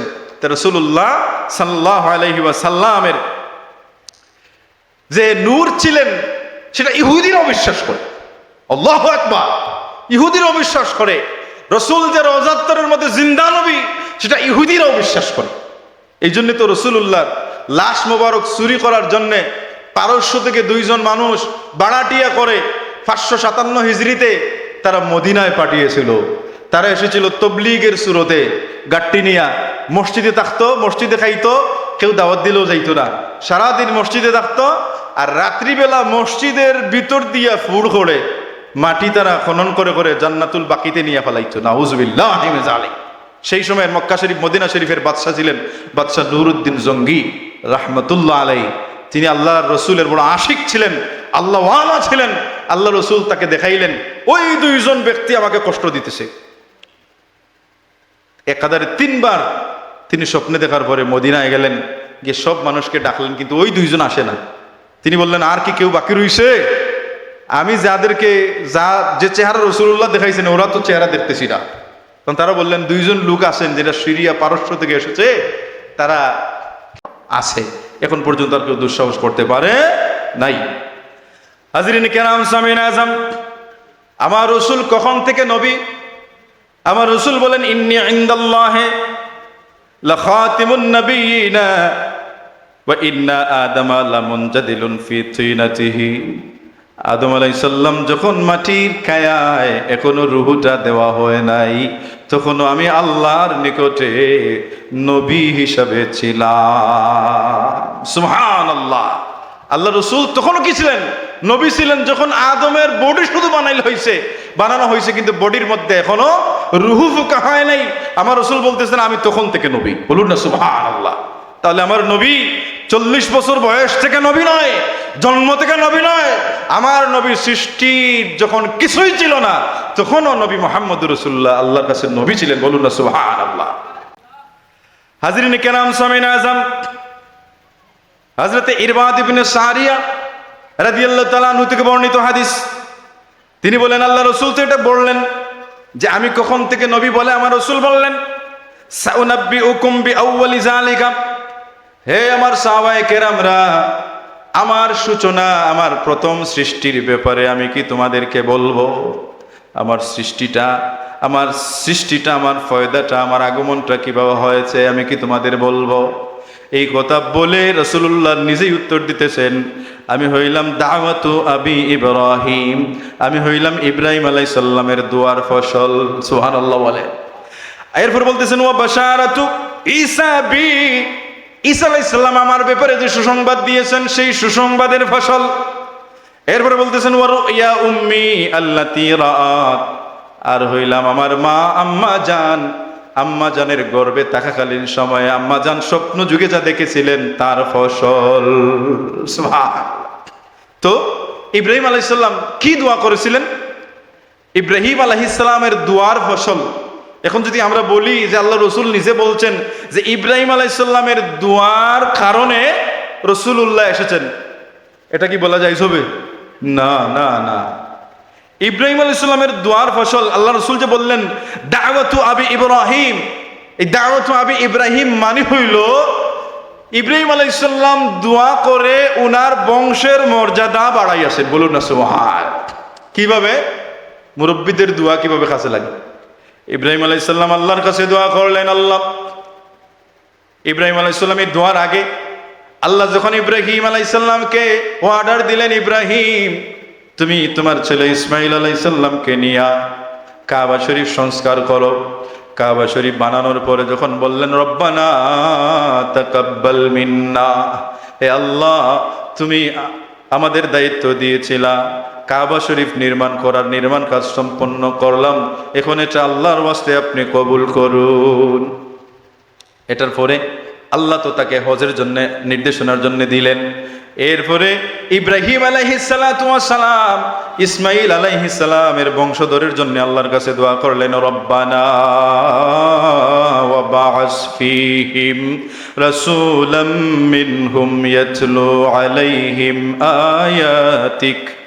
আয়াতিকা ওয়া ইউআল্লিমুহুমুল কিতাবা ওয়াল হিকমাতা ওয়া ইউযাক্কিহিম ইন্নাকা আনতাল আজিজুল হাকীম। এই দোয়া ইব্রাহিম আলাইহিস সালাম আল্লাহর কাছে দোয়া করেছিলেন, হে আল্লাহ তুমি তাদের মধ্য হইতে তাদের নিকটে তাদের নিকটে হযরত ইসমাইল আলাইহিস সালাম, আল্লাহ আমার ছেলে আমার বংশধর ইসমাইল আলাইহিস সালাতু ওয়াস সালামের মধ্য হইতে, ইসমাইল আলাইহিস সালামের বংশের মধ্য হইতে, ইসমাইল আলাইহিস সালামের বংশের মধ্যে এমন একজন রসূল প্রেরণ করো যেই রসূলের কাজ হবে 4টা, যেই রসূলের কাজ হবে 4টি। একটা হইল তিনি ইয়াতলু আলাইহিম আয়াতিকা, যিনি আপনার কালাম তেলাওয়াত করে শোনাইবেন, আর ওয়া ইউআল্লিমুহুমুল কিতাব, আর যিনি আপনার কালামের শিক্ষা দিবেন। কালামের শিক্ষা মানে কি? তাফসিরে আলুসির মধ্যে এনেছেন ওয়া ইউআল্লিমুহুমুল কিতাবার মধ্যে ব্যাখ্যায় যে এটা হলো ইয়ানিল কোরআন, যে কোরআন শিক্ষা দিবেন। তো কোরআনের তিলাওয়াতের কথা তো আগে বললেন, এখানে আবার আল্লাহ বললেন কেন আবার ওয়া ইউআল্লিমুহুমুল কিতাব? এদের আল্লাহ ইহা বোঝাতে চাচ্ছেন যেন কোরআনের আলফাজ, কোরআনের শব্দের উচ্চারণ, কোরআনের তাসবিহ সহ শব্দের উচ্চারণ, এরপরে কোরআনের স্পষ্টতা, কোরআনের কৈফিয়ত, কোরআনের আদব, কোরআনের তাজিম, কোরআনের ভাবার্থগুলো, ওগুলো যেন কি করেন? শিক্ষা দেন। এমন নবী আপনি আমার, এমন নবী আপনার কি করেন? আমার বংশের মধ্যে প্রেরণ করেন। এরপরে আল্লাহ বলেছেন ওয়াল হিকমা, এবং এই হিকমার দ্বারা উদ্দেশ্য হলো ইয়ানে সুন্নাহ, যে অর্থাৎ শরীয়তের যে হুকুম আহকামগুলো আছে, রীতিনীতিগুলো আছে, ওগুলো যেন শিক্ষা দেন। 4 নম্বর হলো ওয়া ইউযাক্কিহিম, এবং ইউতাহিরুহুম মিনাশ শিরকে, যেন এই নবী এসে যেন তাদেরকে শিরক থেকে বাঁচাইয়া তাদেরকে যেন পুত পবিত্র করে জান্নাতের উপযোগী বানাইয়া দেন। বলুন না সুবহানাল্লাহ।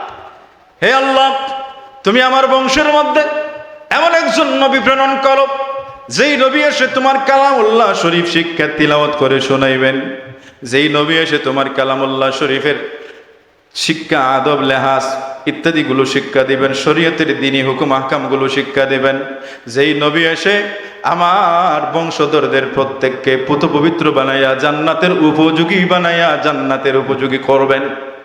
এই দোয়াটুকু শুধু আল্লাহর কাছে করছেন। আল্লাহ রব্বুল ইজ্জত ইব্রাহিম আলাইহিস সালামের দোয়া কবুল করে হযরতে মুহাম্মদুর রাসূলুল্লাহ সাইয়্যিদুল মুরসালিন সাইয়্যিদুল কাওনাইন সমস্ত মাখলুকের ওসিলা নবী মুহাম্মদুর রাসূলুল্লাহকে আল্লাহ ইব্রাহিম আলাইহিস সালামের বংশের মধ্যে দান করলেন। সুবহান। হাজিরিন, ইহুদিদের এত হিংসা কেন? ইহুদিদের এত হিংসা ইসমাইল বংশের মানুষের জন্য কেন? তার কারণ হইল আখিরি জামানার নবী মুহাম্মদুর রাসূলুল্লাহ বনি ইসরাইলে না আসিয়া আল্লাহ দিয়া দিলেন বনি ইসমাইলে।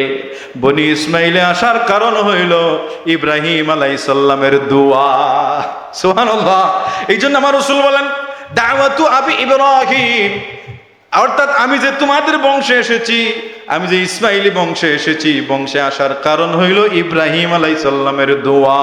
ইব্রাহিম আলাইহিস সালাম দোয়া করার কারণে আল্লাহ এমন নবী দিলেন যেই নবীর তুলনা অন্য কোনো নবীর সাথে হয় না, যেই নবী সমস্ত নবীদের সরদার নবী দিয়া ইব্রাহিম আলাইহিস সালামকে খুশি করলেন। বলুন না সুবহানাল্লাহ।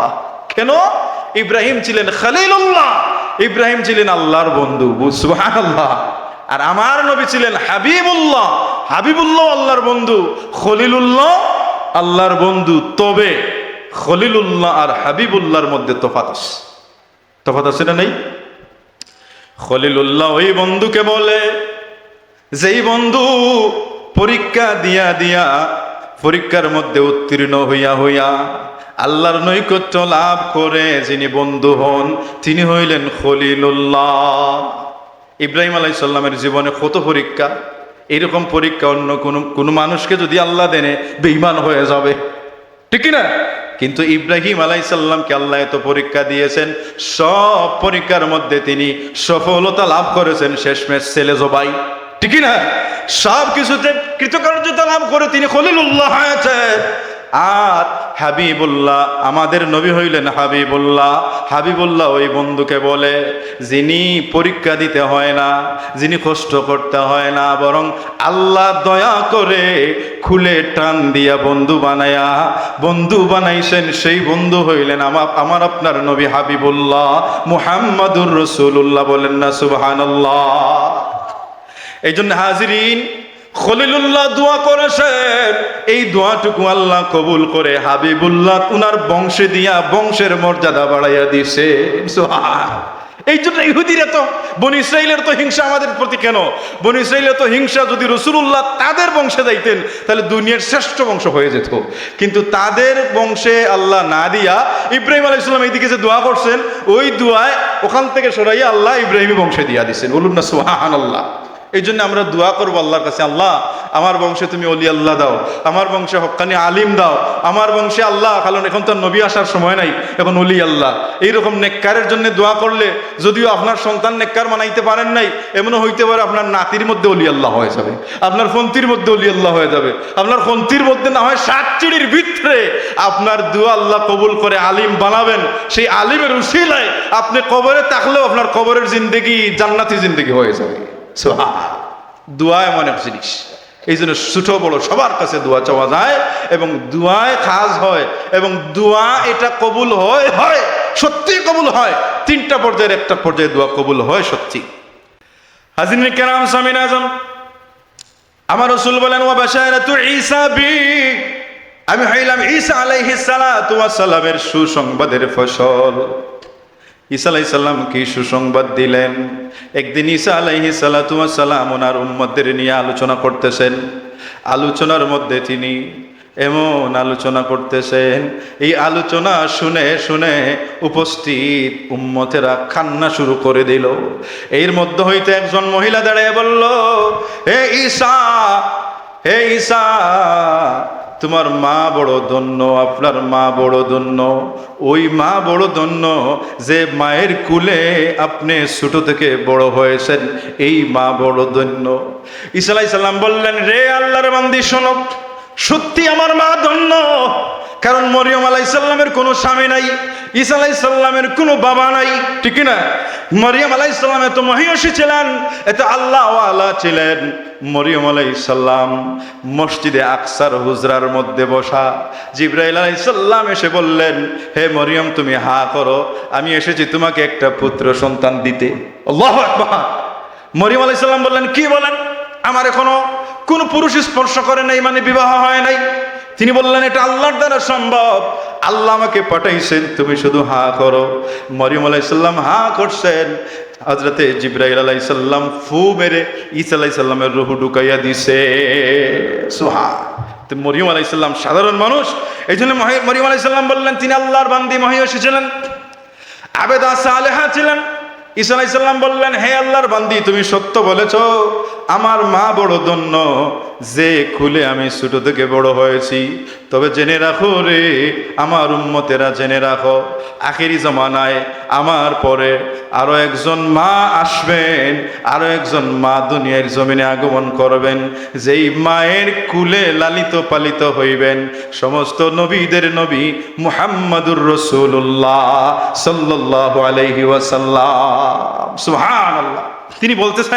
তিনি বলতেছেন যে আমার পরে এমন একজন নবী আসবেন, ওয়া মুবাশশিরাম বিরাসূলিন ইয়াতি মিন বাদি, আমি তোমাদের কাছে এসেছি একটা সুসংবাদ দিতে, যে সুসংবাদ হলো আমার পরে এমন একজন নবীর সুসংবাদ, যেই নবী আসবেন, যেই নবীর নাম হবে আহমদ সাল্লাল্লাহু আলাইহি ওয়াসাল্লাম। বলুন না সুবহানাল্লাহ। এই জন্য আসমানে এবং আসমানে অন্যান্য কিতাবে আমাদের নবীর নাম ছিল আহমদ, আর দুনিয়ার নাম ছিল আমার নবীর নাম মুহাম্মদ। বলুন না সুবহানাল্লাহ। তিনি সুসংবাদ দিয়েছেন। এইভাবে যুগে যুগে আল্লাহ রাব্বুল ইজ্জত সমস্ত নবী রাসূলের দ্বারা আমার নবীর আগমনের সংবাদ প্রচার প্রসার করাইছেন, করাইয়া প্রধান অতিথি শেষে আসছেন। বলুন না সুবহানাল্লাহ। এসে নবুয়তের ধারা দরজা বন্ধ করে দিয়েছেন। আল্লাহ বলতেছেন, মা কানা মুহাম্মাদুন আবা আহাদিম মির রিজালিকুম ওয়ালাকিন রাসূলুল্লাহি ওয়া খাতামান নবিয়্যিন। এই আয়াত নাজিলের পরে আমার রাসূল বললেন, আনা খাতামুন নবিয়্যিন লা নবিয়্য বাদি, আমি হচ্ছি শেষ নবী, আমার পরে আর কোনো নবী আসবে না, কিয়ামত পর্যন্ত মুহাম্মাদের শরীয়ত চলবে। সুবহানাল্লাহ। এই জন্য কিয়ামত পর্যন্ত যদি কোনো বন্ড নবী দাবিদার হয়, যদি কেউ নবী দাবি করে, তাহলে সে বন্ড, তাকে কতল করলেও জান্নাতে যাবে। বন্ড নবীরে, নাউজুবিল্লাহি মিন যালিক। হাজিরিন কেরাম, সামিন আজম, আমার রাসূল বলেন, ওয়া উম্মি আল্লাতী রাআত, আমি হইলাম আমার মায়ের স্বপ্ন, যে স্বপ্ন আমার মা দেখেছিলেন।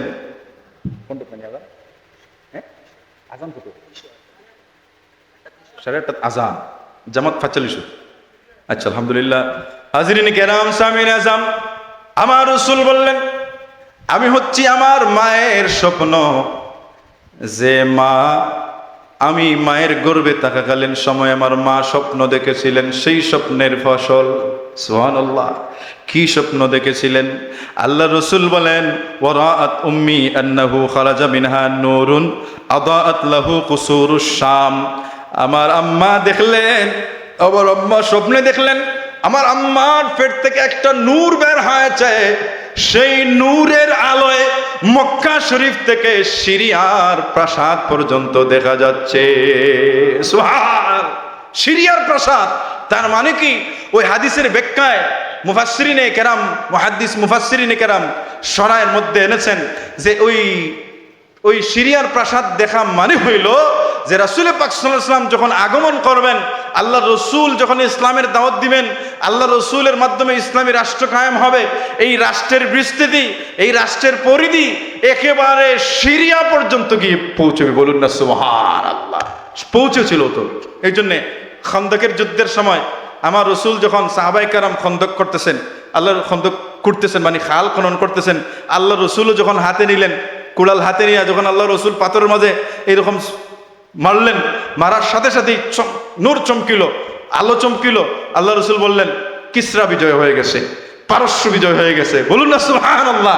অগ্রিম সংবাদ দিলেন। দেখা গেল পরবর্তী খোলাফায়ে রাশিদিনের সময়ে দেখা গেল যে পারস্য সহ ইসলামের বিস্তৃতি লাভ করলো, ইসলামের ছায়াতলে ইসলামী রাষ্ট্রের অন্তর্ভুক্ত হয়ে গেল। সুবহানাল্লাহ। হাজরিন কেরাম, সামিন আজম, এই জন্য আমার রসুল বলেন আমি হচ্ছে কি আমার মায়ের ফসল। হাজরিন, আমার মা, আমার নবী মুহাম্মদুর রাসূলুল্লাহ সাল্লাল্লাহু আলাইহি ওয়াসাল্লামের এত মর্যাদা, এত মান, এত শান, আমার রসুলের শানের মতো, মানের মতো, মর্যাদার মতো আর কোন নবীর শানও নাই। নবী নবুয়তের দিক থেকে সমান, কিন্তু মর্যাদার দিক থেকে আমার নবী মুহাম্মদুর রাসূলুল্লাহর মর্যাদা বেশি।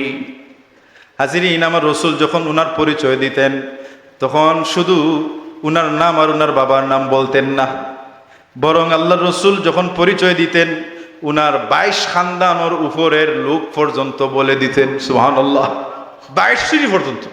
আমরা তো বড়জোর বাপর নাম, দাদার নাম, ফোর দাদার নাম বলতে পারি, এরপরে ফোর দাদার বাপকে আসলা আমরা এসে ফোরসা তুকাইলো হইতাম না, এসে দলিলে পাওয়া যাবে না, তুকাইতে হবে পাকিস্তান আমরা ডিবিটা, ঠিক কিনা? ডিবিট পাওয়া যাইতে পারে।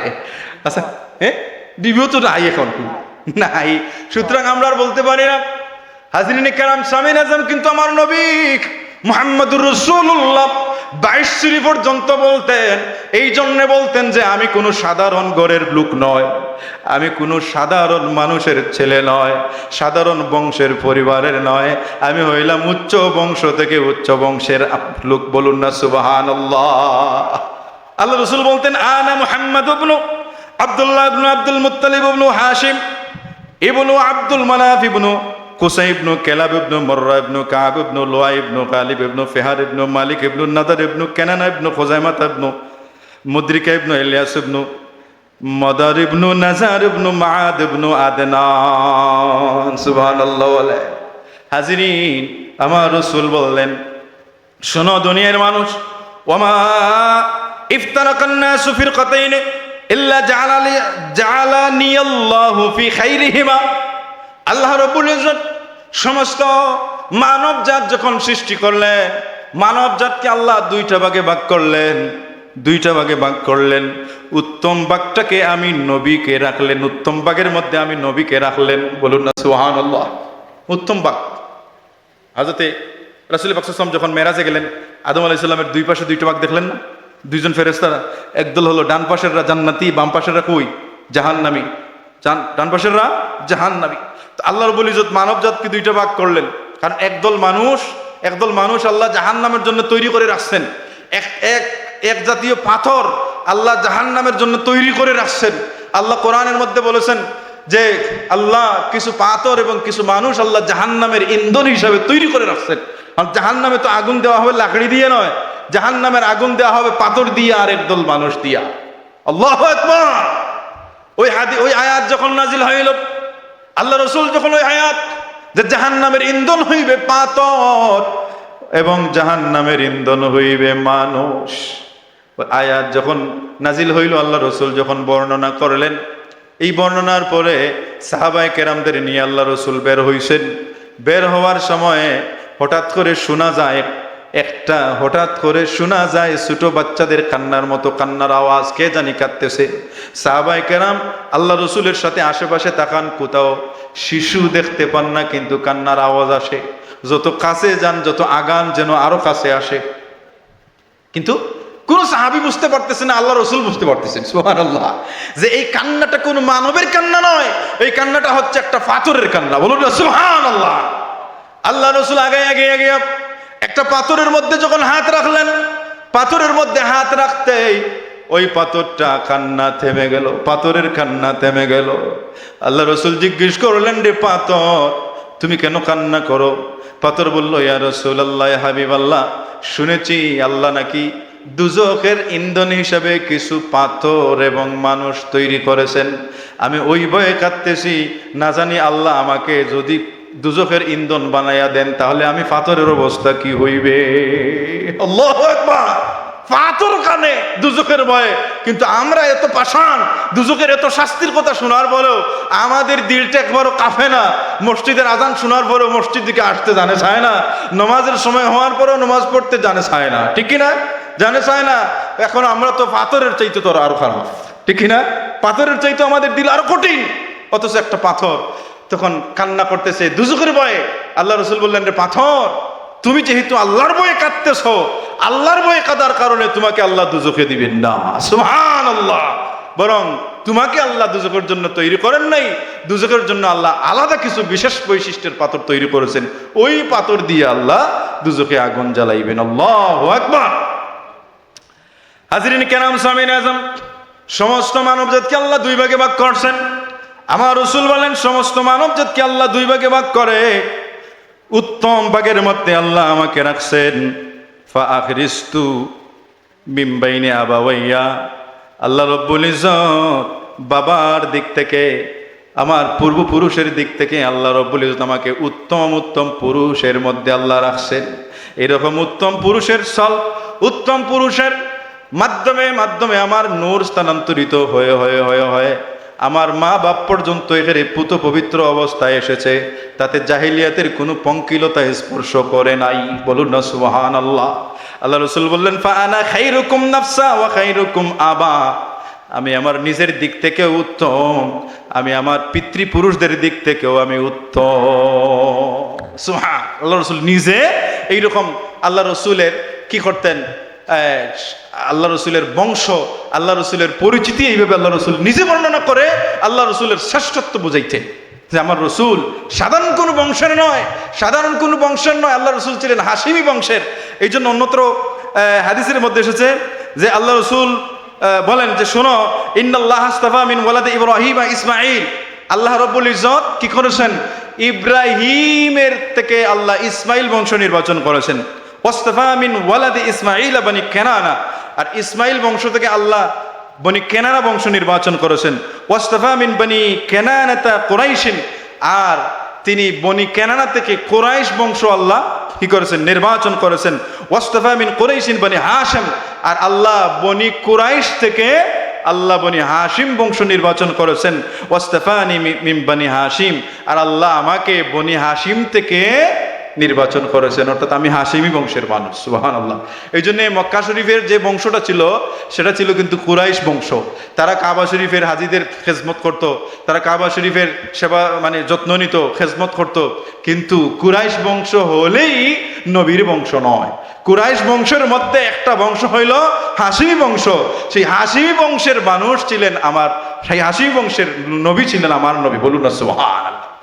এই জন্য কেন হাশিমি বংশ কার নামে হলো, আমার নানা আমার রাসূলুল্লাহর ফরদাদার নামে, আমার রাসূলুল্লাহর ফরদাদা।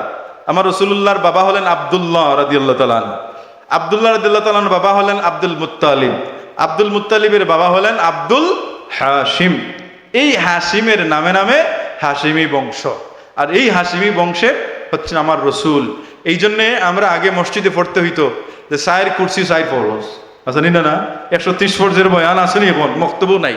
30 ফরজের বয়ানের মধ্যে ছিল 4 কুরসি 4 ফরজ। ওই কুরসি কোনটা? আল্লাহ রসুল্লাহর সায়ের বংশ। খালি মোহাম্মদ ইবনে আবদুল্লাহ বললেই হবে না, কারণ আল্লাহ রসুলের জন্মের সময়ে আবদুল্লাহ নামে বেদায়ান নেহায়ের মধ্যে এনেছেন, আবদুল্লাহ নামে প্রায় 25 জন ব্যক্তির নাম আছিল আবদুল্লাহ। প্রত্যেকে আবদুল্লাহ রেখেছিল এবং আবদুল্লাহর ছেলে মোহাম্মদ রেখেছিল, যে তারা জানতো যে আখির জামানার নবী যিনি হবেন তিনি হবেন মোহাম্মদ, তিনির বাবার নাম হবে আবদুল্লাহ। এই জন্য তাদের বাবা তার সন্তান হয়ে রাখতেন আবদুল্লাহ, এরপরে আবদুল্লাহর করে যে সন্তান হইতো রাখতেন মোহাম্মদ। এখন এই 25 জন আবদুল্লাহর ছেলে মোহাম্মদ কি মোহাম্মদ রসুল্লাহ? না, মোহাম্মদ রসুল্লাহ কে? যে মোহাম্মদ রসুল্লাহ হইলেন তিনি যিনি হাশিমের ছেলে আব্দুল মুত্তালিব, আব্দুল মুত্তালিবের ছেলে আবদুল্লাহ, আবদুল্লাহর ছেলে মোহাম্মদ যিনি, তিনি হইলেন মোহাম্মদ রসুল্লাহ। এই জন্যে আমরা জানতে সময় রসুল্লাহর পরিচয় জানতে হইলে ওই 60 সিরি পর্যন্ত বলা ফরজ, জানা ফরজ। কি? সৈয়দুনা শফিউনা মুহাম্মদ ইবনু আব্দুল্লাহ ইবনু আব্দুল মুত্তালিব ইবনু আব্দুল হাশিম পর্যন্ত জানা প্রয়োজন। এরপরে আব্দুল হাশিমের বাবার নাম হইলেন আব্দুল মনাফ, আর আব্দুল মনাফ হইলেন আল্লাহ রসুলের নানা জান। মায়ের সিলসিলা গিয়া আব্দুল মনাফের মাঝে লাগছে, দুনো সিলসিলা একই সিলসিলা হইয়া আদনান পর্যন্ত গেছে, একেবারে আদম পর্যন্ত গেছে। বলুন না সুবহানাল্লাহ। হাজরিন কেরাম, সামিন আজম, আমার রসুল এমন সমস্ত নবীদেরও নবী। বলুন না সুবহানাল্লাহ। অন্যান্য যত নবী নবুয়ত লাভ করেছেন সমস্ত নবীরা আমার নবীর নবুয়তর কারণে, আমার নবীর কারণে নবুয়ত লাভ করেছেন। বলুন না সুবহানাল্লাহ। হাজিরিন কেরাম, আমার আল্লাহ নূরে মুহাম্মদ সাল্লাল্লাহু আলাইহি ওয়াসাল্লাম সৃষ্টি করে আমার আল্লাহর কুদরতি এলাহিয়তের মধ্যে রাখলেন। রাখার পথে ওই নূরটা আমেনা এবং হযরতে আব্দুল্লাহ রাদিয়াল্লাহু তাআলা আনহু পর্যন্ত কিভাবে আসলো? যখন আল্লাহ রাব্বুল ইজ্জত আদম আলাইহিস সালাতু ওয়াস সালাম সৃষ্টি করলেন, আদম আলাইহিস সালাম সৃষ্টি করার পরে মাটির বডিটা যখন সূর্যের তাপ দিয়ে আল্লাহ বেহেশতের মধ্যে শুকাইলেন, শুকানোর পরে সলসালিন কাল ফাখার, আদম আলাইহিস সালামের বডিটা যখন সাচে ডালা টনটনে হলো, তখন আল্লাহ রাব্বুল ইজ্জত আদম আলাইহিস সালামের রূহ বডির মধ্যে আল্লাহ রূহটা ফুঁকে দিলেন। আমার আল্লাহ বলেন ফাইজা সাওয়াইতুহু ওয়া নাফাখতু ফীহি মির রূহি। যখন আদম আলাইহিস সালামের বডি আমি বানাইলাম, বানানোর পরে কি করলাম, আমি সেখানে আমার রুহুটা ফুঁকে দিলাম। রুহুকে যখন আল্লাহ বললেন রুহু যাও আদমের ভিতরে ঢুকো, রুহুটা আসলো মুখ পর্যন্ত, এসে বলল আল্লাহ আদমের ভিতরটা তো অন্ধকার, এই অন্ধকারের মধ্যে কোথায় ঢুকবো? তখন আল্লাহ রাব্বুল ইজ্জত কি করলেন, নূরে মুহাম্মদ কুদরতি এলাহিয়ত থেকে নূরে মুহাম্মদ এনে আদম আলাইহিস সালামের পেশানি কপালের মধ্যে রাখলেন। সুবহানাল্লাহ। এই কিন্তু নূরে মুহাম্মদ আসলো পৃথিবীতে। নূরে মুহাম্মদ বেহেশতের মধ্যে আদম আলাইহিস সালামের পেশানির মধ্যে রাখলেন। নূরে মুহাম্মদ রাখার সাথে সাথে সমস্ত আদমের বডি আলোকিত হয়ে গেল বাহির ভিতর। বলুন না সুবহানাল্লাহ। রুহটা তখন ঢুকা শুরু হইল, ঢুকে ঢুকে ঢুকে ঢুকে নাভি পর্যন্ত যখন গেল, একেবারে পা পর্যন্ত যাওয়ার পরে আদম আলাইহিস সালাম সতেজ হইলেন, হাঁটাচলার উপযোগী হইলেন। সুবহানাল্লাহ। এরপরে আদম আলাইহিস সালাম থেকে রুহটা শীশ আলাইহিস সালাম হয়, নূহ আলাইহিস সালাম হয়, ইব্রাহিম ইসমাইল আলাইহিস সালাম হয়, ইউনূস আলাইহিস সালাম হয়, একেবারে আব্দুল্লাহ রাদিয়াল্লাহু তাআলা আনহু পর্যন্ত আসলো। বলুন না সুবহান। হাজরিন কেরাম, সামিন এজাম, এই জন্যে মুফাসসিরিন কেরামরা বলেন ইব্রাহিম আলাইহিস সালামের মধ্যে, ইব্রাহিম আলাইহিস সালাম ছিলেন নূরে মুহাম্মদ ধারণকারী, নূরে মুহাম্মদ ছিল ওনার মধ্যে, যার কারণে তিনি নমরুদের আগুনে জ্বলেন নাই। বলুন না সুবহানাল্লাহ। নূরে মুহাম্মদের কারণে জ্বলেন নাই। যে আল্লাহ বলেছেন ইয়া নারু খুনি বারদাম ওয়া সালামান আলা ইব্রাহিম। আল্লাহ আগুনকে বলেছেন তুমি আদমের জন্য, ইব্রাহিমের জন্য কি হয়ে যাও, নাতিশীতোষ্ণ, এয়ার কন্ডিশন, না ঠান্ডা না গরম এমন হয়ে যাও। হয়েছিল, কিন্তু মূল হাকিকত ছিল যে ইব্রাহিমের মধ্যে নূরে মুহাম্মদ থাকার কারণে ইব্রাহিম জ্বলেন নাই। বলুন না সুবহানাল্লাহ। মুসা আলাইহিস সালাম তুর পাহাড়ে আল্লাহর নূরের তজল্লিতে, যেই তুর পাহাড়ের মাটি আমার চক্কের মধ্যে আমরা সুরমা হিসাবে লাগাই, সুরমা যে লাগাই চক্কের মধ্যে, সেই সুরমাটা হইল মূলত মাটি, তুর পাহাড়ের মাটি। এখন এই সেই মাটিটা কি দিয়া জ্বলেছিল? সেই মাটিটা আল্লাহর নূরে জ্বলেছিল। আল্লাহর নূরে মাটি জ্বললেও মাটির পাওয়ার বেড়ে যায়। আর দুনিয়ার মাটি যখন বাট্টা জ্বালায় কয়লা দিয়া, এই মাটি যদি চোখের মধ্যে লাগানো হয় চোখ ফুড় হয়ে যাবে, ঠিক না, অন্ধ হয়ে যাবে। এটা দুনিয়ার আগুন দিয়ে জ্বালাইলে, দুনিয়ার আগুন দিয়ে মাটি জ্বালাইলে কি হয়, এটা আরো দূষিত হয়। কিন্তু তুর পাহাড়ের মাটি কি দিয়ে জ্বলছিল? আল্লাহর নূরে জ্বলেছিল। আল্লাহর নূরে জ্বলেছিল, এমনকি ঈসা আলাইহিস সালামের পায়ের নিচের মুসা আলাইহিস সালামের পায়ের নিচের মাটিটা পর্যন্ত জ্বলে গিয়েছিল। মুসা আলাইহিস সালাম বেহুশ হয়ে মাটি পড়েছিলেন, কিন্তু মুসা জ্বললেন না। তার কারণ কি? মুসার মধ্যে ছিল নূরে মুহাম্মদ সাল্লাল্লাহু আলাইহি সাল্লাম। নূরে মুহাম্মদ থাকার কারণে মুসা জ্বলেন নাই। বলুন না সুবহানাল্লাহ। ইউনূস আলাইহিস সালাতু ওয়াস সালাম সাগর জাহাজ থেকে যখন ওনাকে ফেলে দেওয়া হইল, যে মাছটা ওনাকে খেয়েছিল ওই মাছটাকে আরেকটা বড় মাছ খেয়েছিল। এই জন্যে ওনাকে বলা হইতো যে ইউনূস আলাইহিস সালাম 3 আন্দারের ভিতরে ছিলেন। একটা হইল প্রথম মাছে খাইল, 2 নম্বর হইল 2 নম্বর মাছ, 3 হইল সাগরের নিচ অন্ধকার। এই 3 আন্দার থেকে আল্লাহ তাকে উদ্ধার করলেন। এরপরও মাছের পেটে যাওয়ার পরও তিনি গললেন না, ফসলেন না, নষ্ট হইলেন না। তার কারণ কি? উনার মধ্যে ছিল নূরে মুহাম্মদ। বলুন না সুবহানাল্লাহ। নূরে মুহাম্মদ থাকার কারণে তিনি জ্বলেন নাই। ইসমাইল আলাইহিস সালাতু ওয়াস সালাম জবে হয়ে যাবেন, একেবারে গোসাইতেছেন, কিন্তু তিনি জবে হইলেন না। কারণ কি? ইসমাইলের মধ্যে ছিলেন নূরে মুহাম্মদ। বলুন না সুবহানাল্লাহ।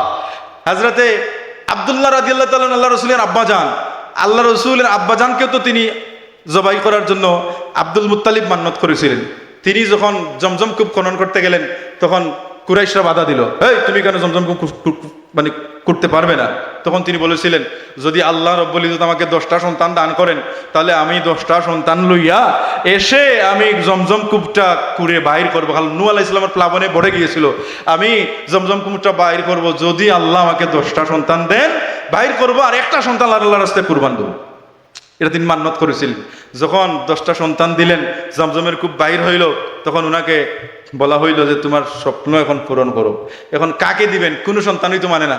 তখন তিনি 10 জন সন্তানের নাম লটারি দিলেন। লটারি দিয়া বারবার আব্দুল্লাহ রাদিয়াল্লাহু তাআলার নাম ওঠে। আল্লাহু আকবার। কিন্তু শেষমেশ 100টা উটের বিনিময়ে আব্দুল্লাহ রাদিয়াল্লাহু তাআলা আনহুকে বাঁচাইয়া রাখলেন। এর কারণ হইল কি?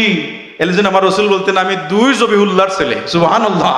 2 জবিহুল্লাহ, ইসমাইল জবিহুল্লাহ, আব্দুল্লাহ জবিহুল্লাহ। আব্দুল্লাহ জবাই হওয়ার কথা ছিল কিন্তু জবাই হয় নাই, ইসমাইল জবাই হওয়ার কথা ছিল কিন্তু জবাই হয় নাই। কারণ ইসমাইলের মধ্যেও ছিল নূরে মুহাম্মদ, আব্দুল্লাহর পেশানিতেও ছিল নূরে মুহাম্মদ। বলুন না সুবহানাল্লাহ। আব্দুল্লাহ রাদিয়াল্লাহু তাআলা আনহু তিনি আমেনা রাদিয়াল্লাহু তাআলা আনহার সাথে বিবাহ বন্ধনে আবদ্ধ হওয়ার পরে যেই দিকে হাইটা যাইতেন, মহিলারা দেখে পাগল হয়ে যেত, তাদের মা বাপকে বলতো ওনার সাথে আমার বিবাহ দাও। সুবহানাল্লাহ বলেন। নূরে মুহাম্মদের আলো দেখে। সুবহানাল্লাহ।